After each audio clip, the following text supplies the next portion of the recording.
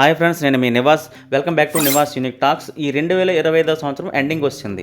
మన రెండు తెలుగు రాష్ట్రాల్లోనే కాదు, ప్రపంచవ్యాప్తంగా జరిగిన 5 సంఘటనల గురించి తెలుసుకుందాం. ఈ వీడియోలో 2025లో జరిగిన 5 వింతల గురించి మాట్లాడుకుందాం.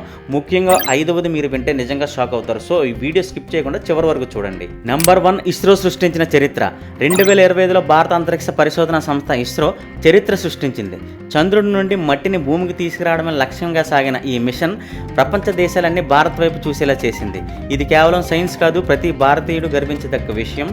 తెలుగు శాస్త్రవేత్తల కృషి కూడా ఈ మిషన్లో ఉండడం విశేషం. నెంబర్ 2, మహాకుంభమేళ 2025. ప్రయాగరాజ్లో జరిగిన ఈ కుంభమేళ చరిత్రలో నిలిచిపోతుంది.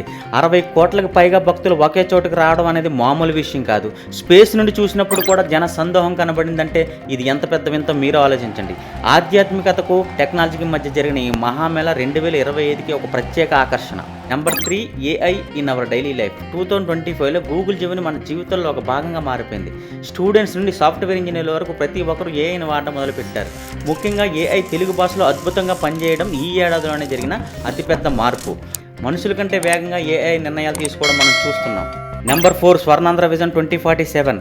ఆంధ్రప్రదేశ్ రాజధాని అమరావతిలో జరుగుతున్న నిర్మాణాలు చూస్తుంటే మనం ఇండియాలో ఉన్నామా, దుబాయ్లో ఉన్నామా అనే అనుమానం వస్తుంది. 2025లో క్వాంటమ్ వ్యాలీ ప్రాజెక్ట్స్ రావడం, టెక్నాలజీ హబ్బులుగా 2 తెలుగు రాష్ట్రాలు మారడం మనకెంతో గర్వకారణం. ఇది కేవలం ఒక ప్లానింగ్ కాదు, గ్రౌండ్ లెవెల్లో జరుగుతున్న ఒక అద్భుతం.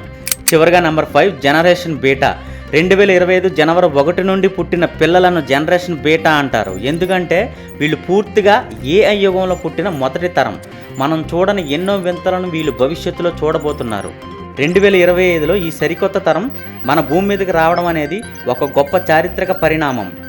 సో ఇవి ఫ్రెండ్స్ 2025లో జరిగిన 5 అద్భుతాలు. ఈ 5 మీకు బాగా ఏదైనా నచ్చిందో కామెంట్ సెక్షన్లో కామెంట్ చేయండి. ఇలాంటి మరిన్ని వీడియోల కోసం నివాస్ యూనిక్ టాక్ ఛానల్ని సబ్స్క్రైబ్ చేసుకోండి.